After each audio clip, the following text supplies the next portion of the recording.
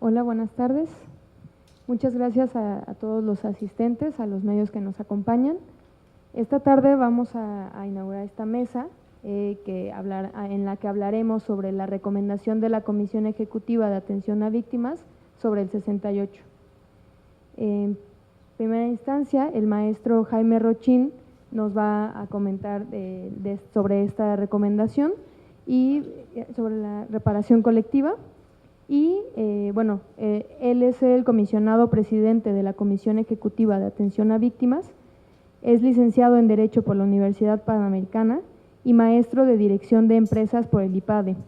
Cuenta con estudios de posgrado en Responsabilidades Administrativas de los Servicios Públicos, Enfoque de Género, Visión Estratégica y Marketing Político. Él ha sido consejero consultivo de la CNDH, fundador y secretario general del Centro Jurídico para los Derechos Humanos y ombudsman de los derechos politécnicos en el IPN. También ha ocupado distintos cargos relacionados con los derechos humanos en la Cámara de Diputados y la Secretaría de Gobernación. Es docente desde hace más de 20 años y actualmente continúa esa labor en el Departamento de Derecho de la Universidad Iberoamericana. Por otro lado, tenemos a Mario Patrón, quien es director del Centro de Derechos Humanos Miguel Agustín Pro Juárez, donde previamente era subdirector. Él es licenciado en Derecho por la Universidad Iberoamericana y maestro en Derechos Humanos y Democracia. Tiene una larga trayectoria en organismos civiles y públicos de defensa de los derechos humanos. El Centro PRO acompaña los casos por desaparición forzada y ejecución extrajudicial del periodo conocido como Guerra Sucia. Defiende a víctimas de tortura sexual por parte de agentes del Estado, así como a activistas comunitarios e indígenas a quienes se han levantado acusaciones falsas, y trabaja en diversos casos de violaciones graves de los derechos humanos. Mario Patrón es consultor para organismos como Artículo 19, Fundar, el Centro de Derechos Humanos de la Montaña Tlachinoyan o el Instituto para la Seguridad y la Democracia AC. Ha sido visitador y presidente de la Comisión de Derechos Humanos del Distrito Federal, así como docente en temas relacionados con derechos humanos en la Ibero y en la FES Acatlán. Entonces vamos a comenzar con el maestro Jaime Rochín. Les cedo la palabra. Muchas gracias, Brenda. Pues es un honor estar aquí en este momento tan importante. Saludo muy afectuosamente al maestro Mario Patrón, director general del Centro de Derechos Humanos Miguel Agustín Pro Juárez, así como a las y los distinguidos asistentes. Me pongo un poco nervioso de que estén aquí los miembros del GIEI, pero eso le da más relevancia.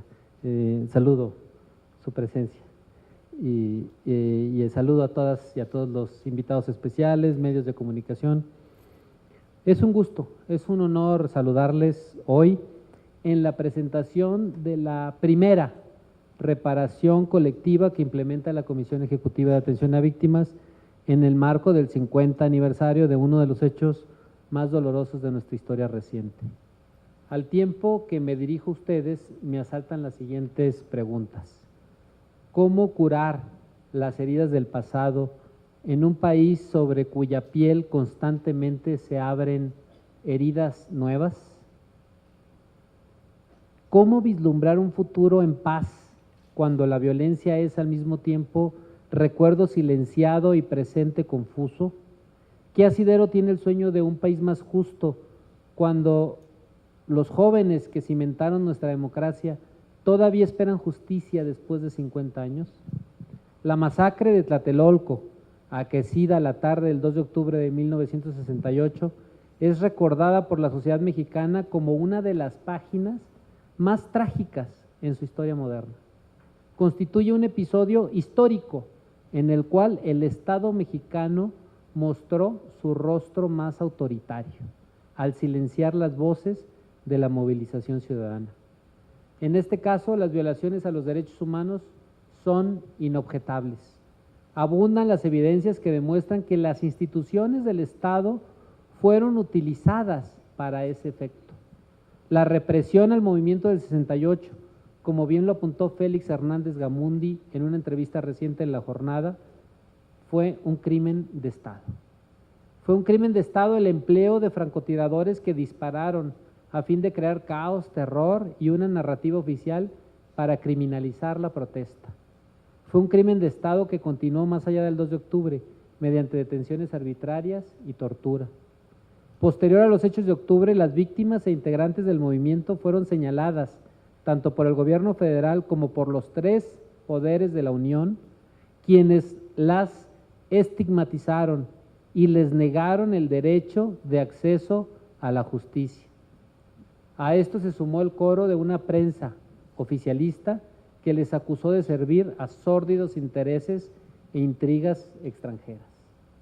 Las consecuencias de esa represión, de las violaciones de derechos humanos que se cometieron, fueron, lo aprenderíamos más tarde, el detonante para que en los años sucesivos se desatara una espiral de violencia dirigida contra los movimientos sociales contrarios al régimen. Más allá de ello, la falta de justicia para las víctimas directas e indirectas, así como la carencia de verdad, echaron raíces que reflejan en un Estado de Derecho que no funciona a plenitud, en el cual la justicia no es para todos y en el que la verdad continúa siendo, en muchos casos, una aspiración. Las reparaciones colectivas tienen sentido para una sociedad que se hace responsable de su pasado, que asume su responsabilidad en el presente y que se compromete a sentar las bases de garantías de no repetición para el futuro. Una reparación de esta naturaleza trasciende a los grupos directamente afectados, para dar pie a que el Estado aprenda de sus errores, en beneficio de la sociedad en su conjunto. Hace 50 años, las víctimas fueron los jóvenes estudiantes de la UNAM, el Politécnico, el Colegio de México, Chapingo y otras universidades que conformaron el Consejo Nacional de Huelga. Hace casi 4 años, en torno a la conmemoración de estos hechos, las víctimas fueron nuevamente estudiantes, los de la Normal Rural Isidro Burgos. Desde luego, ambos casos tienen particularidades y están inscritos en contextos distintos. Sin embargo, en ambos casos, los jóvenes fueron atacados por fuerzas del Estado. Tanto en Tlatelolco como en otros hechos, la verdad y la justicia siguen esperando su momento. El que éste llegue es una responsabilidad del Estado. Asumiendo esta responsabilidad, la Comisión Ejecutiva de Atención a Víctimas se dio la tarea de brindar un reconocimiento a las víctimas del 68 y de trabajar en un proceso que reivindique su dignidad. Así, la reparación colectiva que la Comisión Ejecutiva desarrolló, en conjunto con la Universidad Nacional Autónoma de México, pretende detonar procesos de verdad, justicia y memoria. En el derecho internacional, se considera que la sentencia declarativa de la responsabilidad de un Estado constituye por sí misma una manera de reparación de los daños producidos. Es una forma de reivindicación en la que se establece que las víctimas fueron sometidas a un trato injusto por el que el Estado debe responder. Por ello, parte de la repercusión pública de la resolución de la Comisión Ejecutiva radica en su calidad de reconocimiento oficial de los hechos y en su mensaje de reprobación de las violaciones de derechos humanos. Asimismo, aspira a ser el inicio de un proceso mucho más amplio de reconciliación entre la sociedad y el Estado mexicano, en un ejercicio de justicia transicional que incluya el reconocimiento oficial y completo de las atrocidades cometidas en el pasado.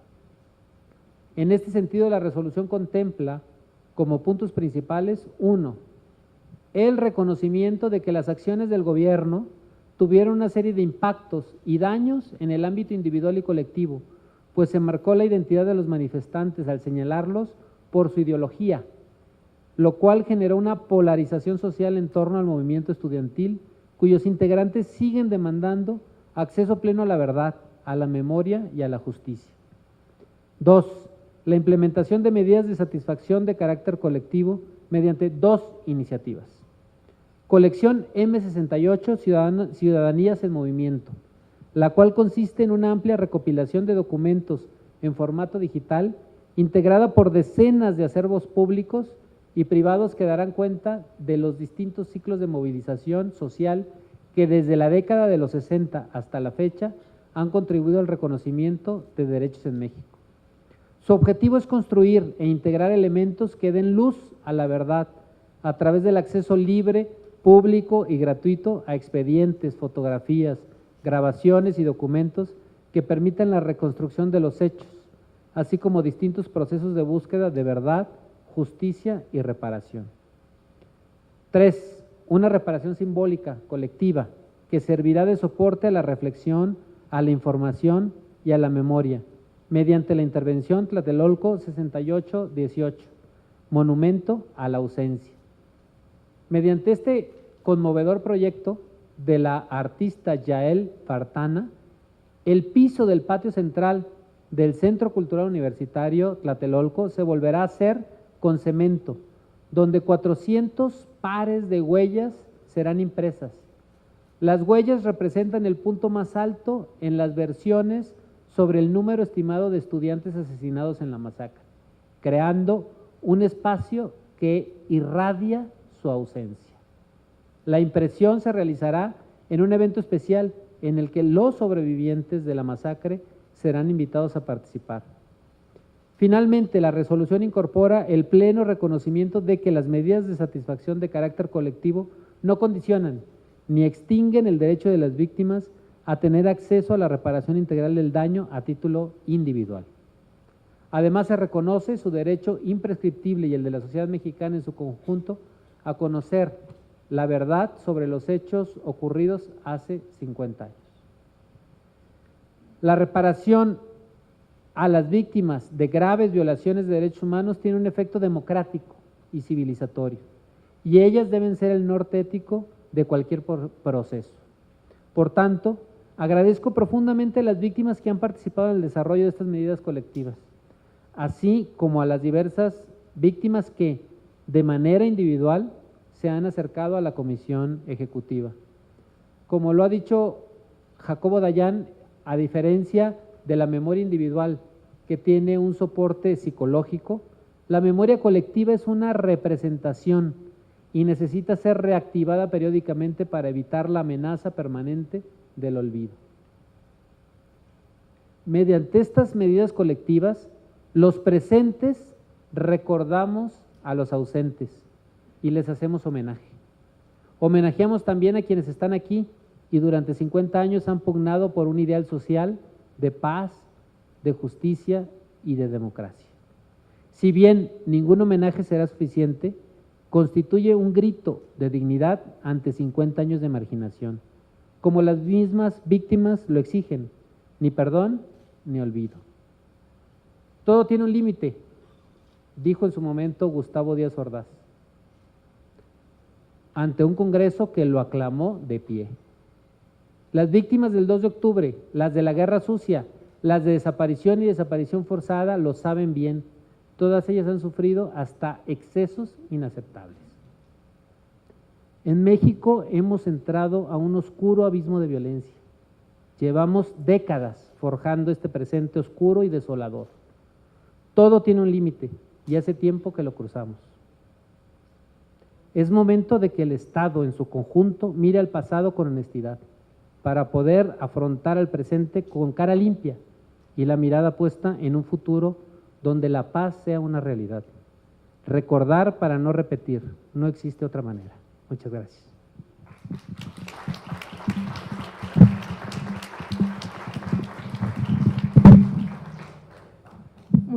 Muchas gracias, maestro Jaime Rochín.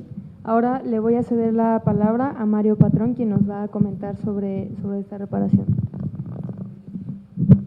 Muy buenas tardes a todas y a todos. Un agradecimiento al Centro Cultural Tlatelolco, a su directora Ricardo Rafael por su invitación a la mesa de hoy, pero pues por la construcción de esto que se llama M68, Ciudadanías en Movimiento. Me parece que el propio título del coloquio nos invoca a lo que significó el 68, ¿no? Finalmente la semilla, la incubación de un movimiento social que a la postre generó distintos movimientos diversificados, y ahora les comentaré algunas ideas relacionadas con lo que nosotros, los que nos dedicamos a la defensa y promoción de derechos humanos, consideramos que viene desde el 68 como semilla.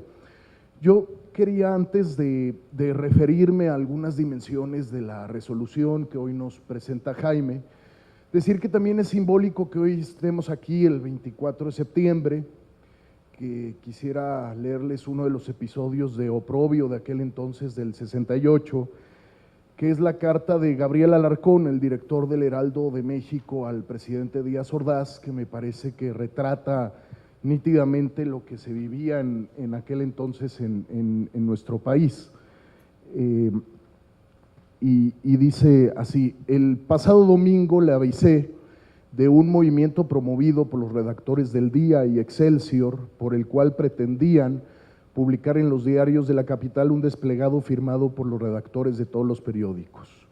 El mismo era de reproches al gobierno, y convencí a mis reporteros de la desorientadora y antipatriótica que resultaría esa publicación y que no lo apoyarán. El licenciado Echeverría, entonces secretario de Gobernación, me dijo que gracias a la información que en detalle le di, se paró a tiempo este asunto y además se logró que un grupo de redactores amigos hicieran una publicación de apoyo al régimen. En ocasiones la orientación que el licenciado Echeverría nos da la guía para noticias de 8 columnas. Sinceramente, creo que mi lealtad y la de mis hijos están a prueba de cualquier duda. Por muchos años se nos ha criticado nuestra parcialidad y entreguismo, pero le ratifico a usted que hemos sido, somos y seremos díaz-ordacistas y agradecidos, leales y sinceros con usted. Sin embargo, mucho le agradeceremos que si usted personalmente cree que nos equivocamos, por favor nos los haga saber. Señor presidente, nos sentimos en un cuarto oscuro y solamente usted nos puede dar la luz que necesitamos y señalarnos el camino a seguir. Es la carta de un director de un medio nacional al presidente. Y justo yo quería comenzar refiriéndome al momento de país que hoy estamos viviendo. Me parece que este coloquio es fundamental porque acabamos de pasar el primer aniversario del 19S, que nos tiene como antecedente el sismo del 85, que probablemente también significó la solidaridad y la respuesta social, el semillero de una serie de movimientos sociales o de movilidad social en nuestro país. El día de pasado mañana se conmemorará el 4º aniversario de Ayotzinapa, probablemente otro evento nacional, internacional, trascendente, que probablemente marcó a un conjunto de generaciones también de nuestro país, porque condensan nuestro México adolorido, nuestro México, las ejecuciones, desapariciones, violaciones graves, corrupción, impunidad, etcétera. Y el 2 de octubre viviremos el 50 aniversario del 68. A todo esto le podemos meter un eje transversal que es el cambio de gobierno, que es la alternancia política, una expresión que tuvimos viva, claridosa y sobre todo contundente de un voto antisistema y sobre todo de un voto anti Enrique Peña, que significa pues por primera vez la presencia de un partido de izquierda en el país. Y me parece que eso nos permite hablar de oportunidades, nos parece que eso nos permite hablar de agendas, y es justo el eje transversal de la resolución que hoy nos comenta Jaime, que es el tema de la memoria, ¿verdad? ¿Para qué sirve la memoria? Y es que en nuestro país justo el gran reto ha sido cómo construir un antes y un después, a diferencia de las experiencias de Cono Sur, en donde se vivieron caídas de dictaduras y transiciones a regímenes por lo menos formalmente democráticos, y esas crisis sociales, políticas, les permitió construir un antes y un después, y pasar por tiempos de transiciones en donde se construyeran procesos de verdad, memoria y de transformaciones institucionales para que por lo menos formalmente el antes no se repitiera en el futuro. En nuestro país no ha sido así. La resolución alcanza a recoger algunos momentos históricos relevantes, pero quisiera yo profundizar que después de tener una dictadura de partido de 74 años en nuestro país, tuvimos una primera alternancia política en el 2000 con la llegada del PAN y de Vicente Fox. Y ahí hubo una oportunidad histórica realmente para construir un antes y un después. Y si bien se generaron algunas iniciativas como la FEMOSP que refiere la resolución, en realidad yo me atrevo a concluir que perdimos una oportunidad histórica. La FEMOSP terminó su trabajo sin pena ni gloria. En su constitución orgánica era interesante que tenía toda una dimensión de investigación penal que no logró coronar acusaciones, personas en la cárcel, justicia, pero también tenía otra dimensión de reconstrucción histórica que buscaba de alguna manera develar o tutelar la verdad. Y fue totalmente penoso que el informe que coronaría el trabajo de esta dimensión de la FEMOSP se filtra en un medio de comunicación, posteriormente va a Los Pinos, se rasura y se termina emitiendo un informe que no significa la asunción del estado de una verdad, sino significa un informe censurado que terminó con la muerte propiamente de la FEMOSP.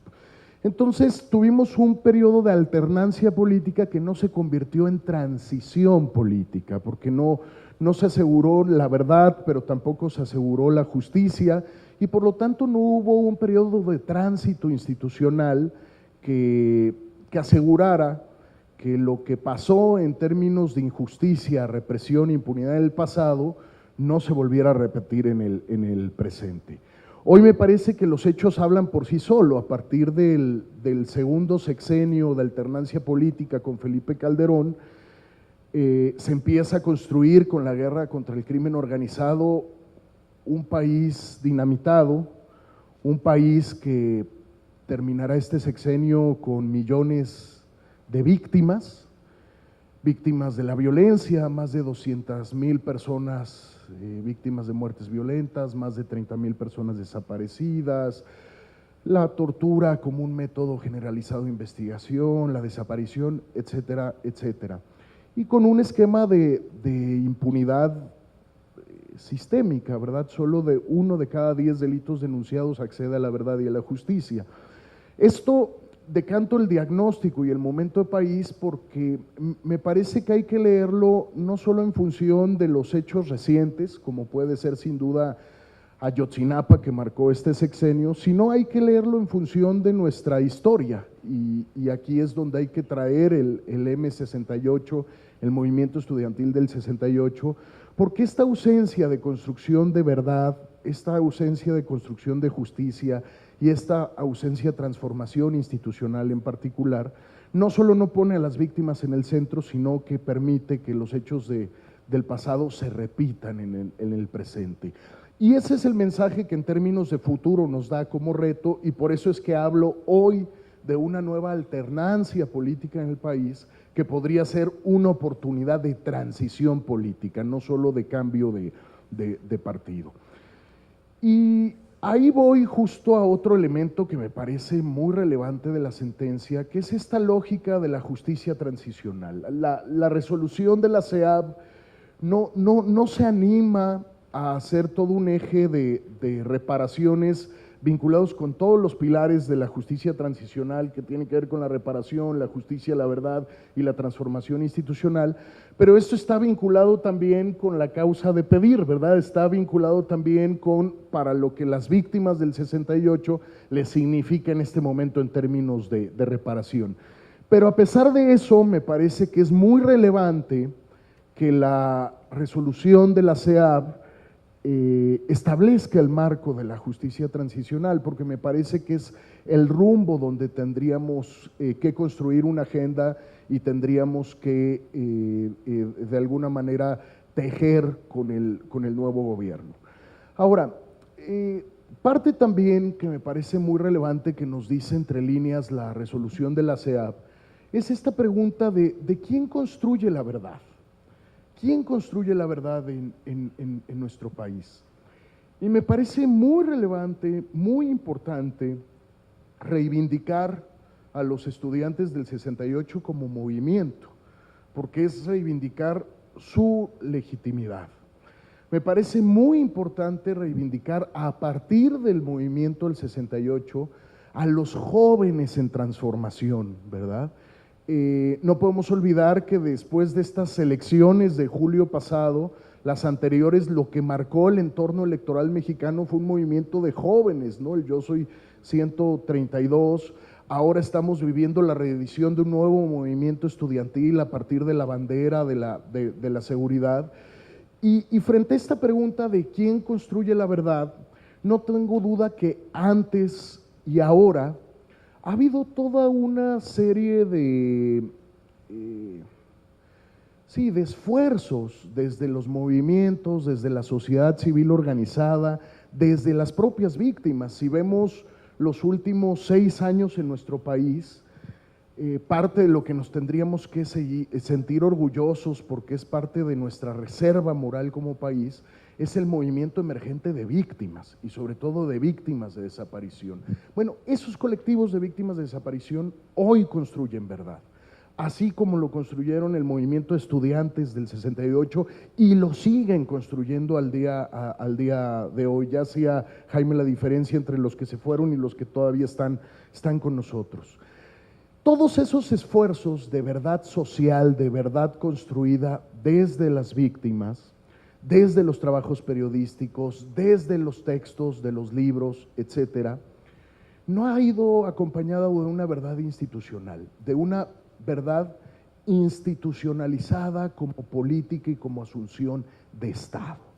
Entonces, me parece clave hablar de hoy de una resolución, no porque signifique una política de Estado, pero puede significar el inicio de algo, porque la está emitiendo una institución del Estado, la está emitiendo una institución de Estado que, de entre otras cosas, acepta que hay una responsabilidad del Estado y que el 68, el movimiento estudiantil, antes del 2 de octubre, después del 2 de octubre, y que desencadenó luego en la etapa de la Guerra Sucia, 70s y parte de los 80s, no se trata de que un conjunto de militares, policías y servidores públicos se volvieron locos y decidieron violar derechos humanos. Se trata justo de que respondían a una política institucional de Estado y por lo tanto es un crimen de Estado, y que luego entonces ejecutaron esas atrocidades. Esa verdad no está institucionalizada. Por eso una resolución que determina una reparación colectiva puede ser un buen semillero, que poniéndole una dosis de voluntad política y una perspectiva de justicia transicional en este momento del país, pues nos ayuda a construir un proceso, a partir del diseño de medidas de verdad, de medidas de justicia y sobre todo de medidas también de transformación institucional, poniendo en el centro a las víctimas, porque de eso se trata la resolución en parte, ¿no? La reparación colectiva me parece que busca eso. Quisiera además, a partir de la resolución, hablar de los retos que tenemos en términos de memoria. Yo preguntaba quién construye la verdad en nuestro país y luego decía, ¿para qué nos sirve la memoria? Estas reparaciones colectivas están vinculadas con la forma de construir memoria. No solamente es la asunción de la verdad por parte de la institucionalidad del Estado, sino esa verdad, cómo se genera en memoria, cómo se genera en una verdad social, ¿verdad? En esta doble garantía del derecho a la verdad. Entonces, me parece que estas iniciativas de M68 nos permiten, sobre todo, empezar a construir para los que los vivieron, para los que no lo vivieron, y en adelante vivirán muchas cosas, certeza sobre un episodio que nos marca, ¿verdad? Y que nos marcó. Y sobre esto quisiera yo nada más terminar la idea, de redondear la idea de la memoria, con esta perspectiva de lo que significó el movimiento del 68 para el movimiento de los derechos humanos. Inicié leyendo una carta del director de un medio de comunicación al presidente, justo porque me parece que el movimiento estudiantil del 68 termina marcando la agenda de derechos humanos que termina después por coronar en los años 80, con la generación de una sociedad civil organizada alrededor de los derechos humanos. Sin duda alguna, no tenemos el mismo México que teníamos en el 68, ¿verdad? Y un ejemplo es la agenda de libertad de expresión, por ejemplo. Tenemos mucho más acceso a los medios, no solo hoy a los medios masivos, sino también a las redes. Tenemos mucho más acceso a la tutela o la garantía del acceso a la información, no solo de los mensajeros que son los medios, sino como sociedad de tener acceso a esa información. Por desgracia también somos el segundo país a nivel mundial que más periodistas mata, ¿no?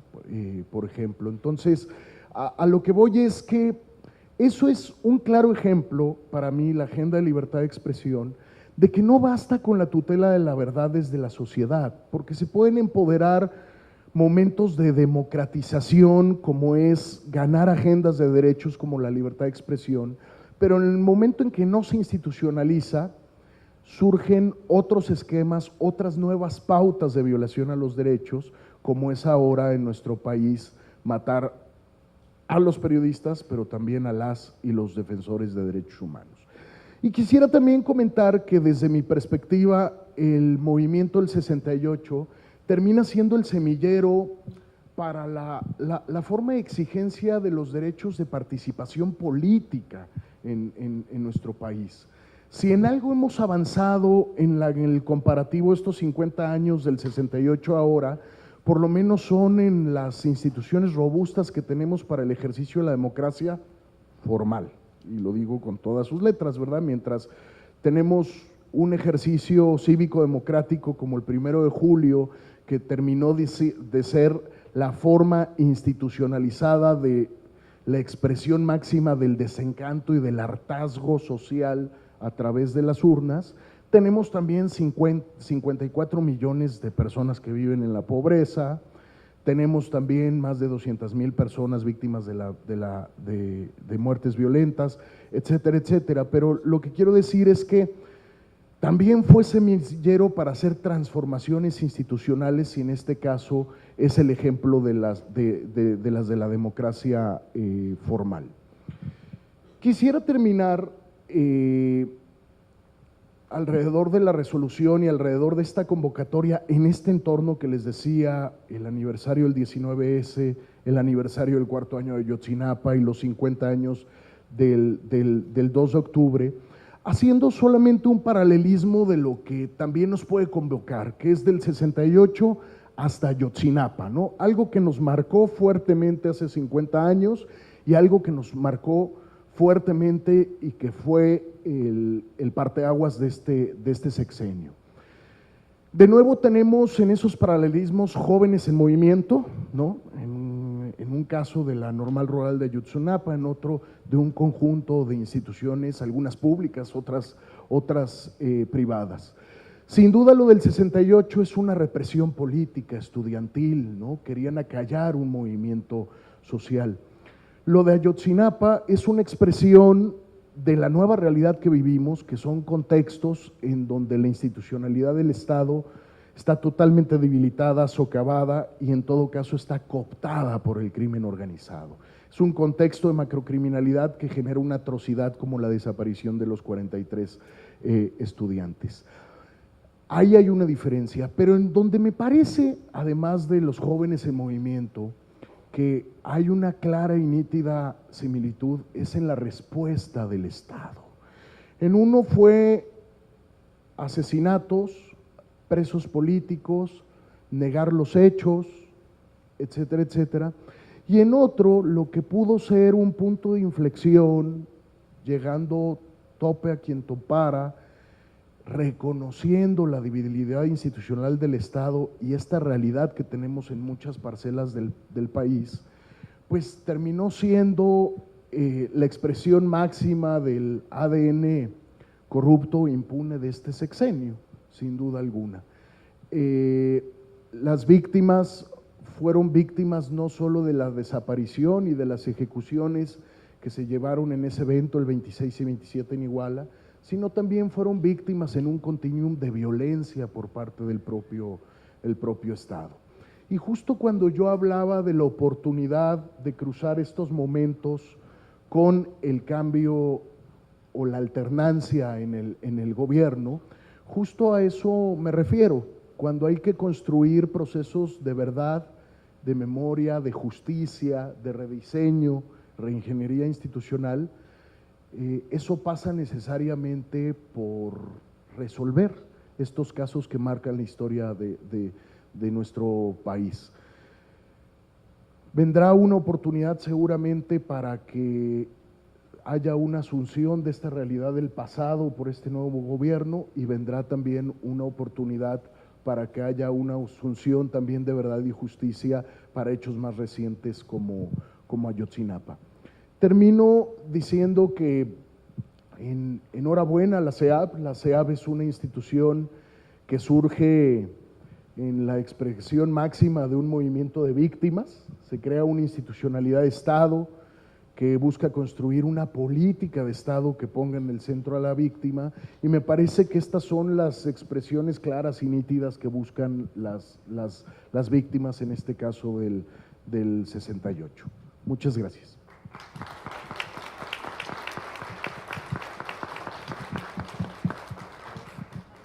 Muchas gracias, Mario Patrón. En este momento quisiera saber si alguien del público quiere hacer algún comentario, alguna pregunta para nuestros exponentes el día de hoy.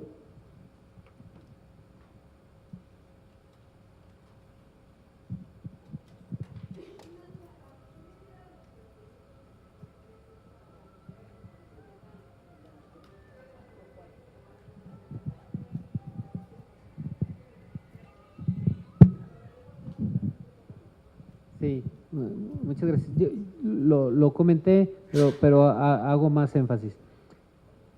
Esta es una reparación efectivamente colectiva que hace referencia muy específicamente a la memoria y al reconocimiento, como ya lo señaló el maestro Patrón. Sin embargo, esto ahora sí que no obsta para que conste, esto no obsta para que las víctimas puedan acudir, como lo están haciendo algunas, a nivel individual, en un proceso de reparación individual que puede implicar también otros elementos. De hecho, sí se están generando estos procesos de atención individualizada.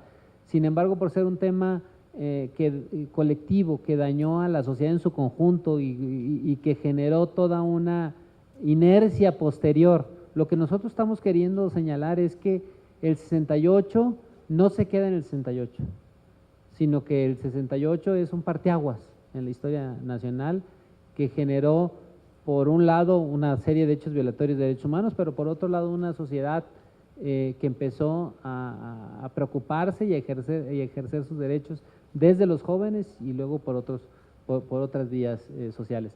Este es importante, este reconocimiento. Sin embargo, esto no es una u otra, sino que es una y otra. Primero hay que hacer un reconocimiento colectivo. No existía ningún instrumento oficial que reconociera la violación a los derechos humanos de los hechos ocurridos derivados del movimiento estudiantil 68, y era muy importante. A partir de ahí viene un proceso individual, efectivamente, que ya está en marcha. Es que son casos específicos, o sea, yo te podría hablar de personas específicas que han acudido, personas que pertenecían al movimiento estudiantil, y he de decirte una cosa, bueno, decírseles a todas y a todos, muchas de las víctimas del 68 con las que yo he platicado, lo que quieren es esto, quieren más que otra cosa, bueno, esto y un poco más, ¿no? No solo esto, pues, pero esto como inicio está muy bien. Algunos han señalado la necesidad de una disculpa del Estado mexicano. Esto no es un acto de disculpa porque no, digamos, el nivel para ofrecer una disculpa a las víctimas del 68 es un tema de mayor relevancia.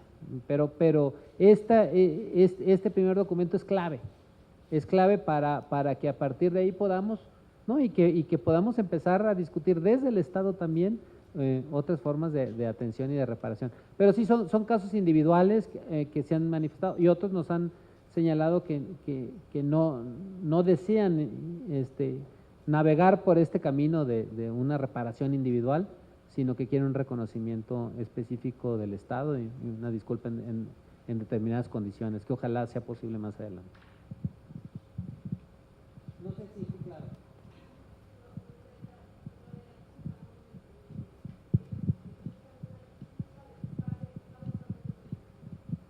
No, buscan, algunas víctimas han solicitado que haya una disculpa pública, pero obviamente esa disculpa pública no es la Comisión Ejecutiva de Atención a Víctimas, no es el titular el que la debe dar, porque es un tema de mucho mayor relevancia en ese sentido, y entonces pues esperarían otro, digamos, desde otra perspectiva, ¿no? Y es un tema que seguramente es muy posible que en un futuro próximo pueda ser retomado.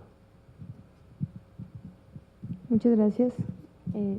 Sí, por allá, creo que sí.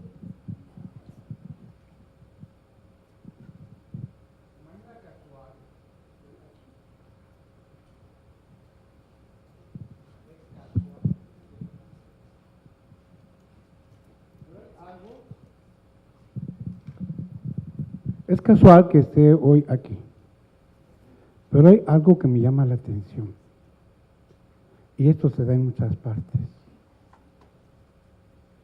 Escuchan a las personas que expresan algo, en este caso ustedes dos.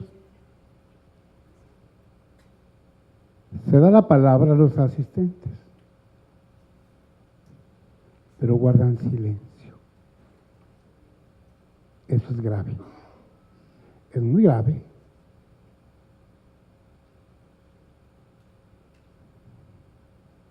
¿Cómo se puede ir a la verdad,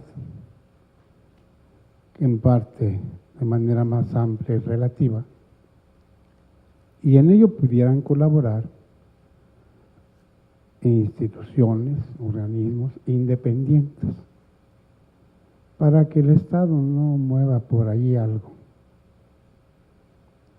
Pero esas instituciones independientes, está visto en el mundo, responden a diferentes posiciones y concepciones de una realidad. Entonces, es sumamente difícil, porque cada quien va a querer expresar su visión de una realidad. Es una lucha de concientización real. Pero cuando se tienen actitudes de silencio, ¿cómo se puede hablar? ¿Cómo se puede opinar si en el momento no lo hacen? ¿Esperarán por ahí algún lugar donde lo hagan? Y sin embargo tenemos que caminar en ese sentido. Es indispensable. Una pregunta que me surge de algo que escuché. Un día X va a haber un evento aquí, no sé en qué parte, que se va a poner cemento para que los sobrevivientes, es aquí en este espacio del Centro Cultural, ¿sí? Para que los sobrevivientes dejen una huella de X tipo según se decida. Pero ¿cómo saben quiénes son los sobrevivientes? ¿Quién está organizando eso? ¿Quiénes? ¿A través de qué manera pueden corroborar que sí son sobrevivientes de esa fecha? ¿Cómo le van a hacer?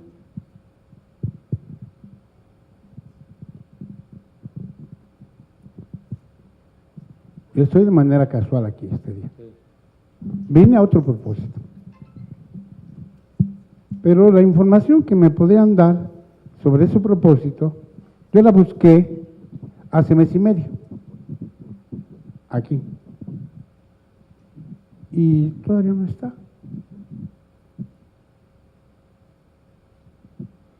Entonces,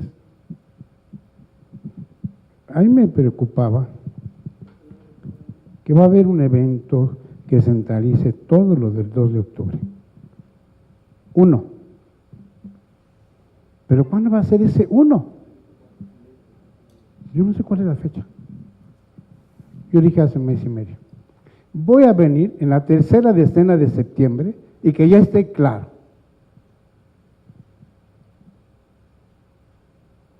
Porque no van a decir que va a ser el día 13, el día 3, el día 4 o el día 12 de octubre. ¿Cómo? Ya tiene que estar montado en la exposición de lo que vayan a hacer, desde antes de que llegue el 2 de octubre. Y yo no veo objetivamente esa exposición. Muchísimas gracias, agradecemos su comentario. Me parece que Jaime tiene algo que decir. Sí, nada más muy brevemente, la pregunta específica. Perfecto.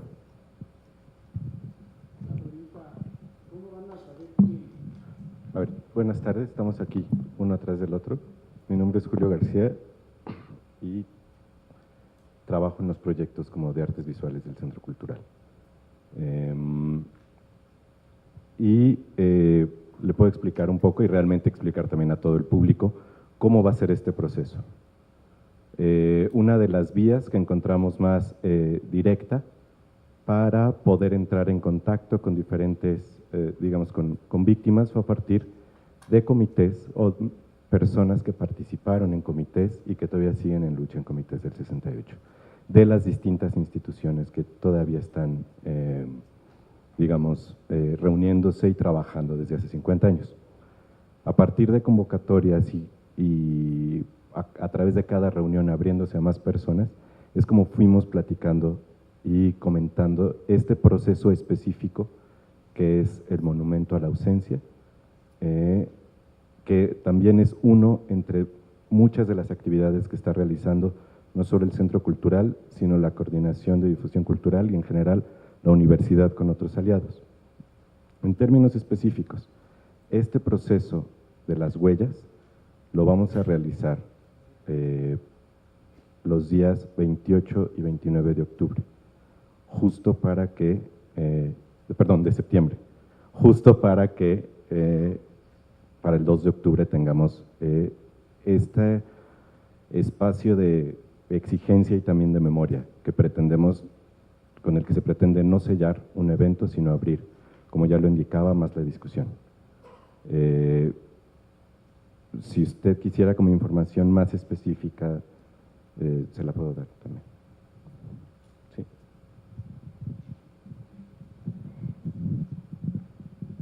Muchas gracias. Bueno, pues únicamente me resta agradecer a Jaime Rochín y a Mario Patrón por su asistencia a esta mesa, y a ustedes me gustaría comentarles que la siguiente mesa, que trata de las y los desaparecidos en América Latina, tendrán su participación Ángela Buitrago y Carlos Beristain, quienes son integrantes de la GIEI o quienes fueron integrantes de la GIEI y quienes investigaron como nadie el caso de los 43 desaparecidos de Ayotzinapa. Entonces los invito a que se queden para la siguiente mesa. Muchas gracias.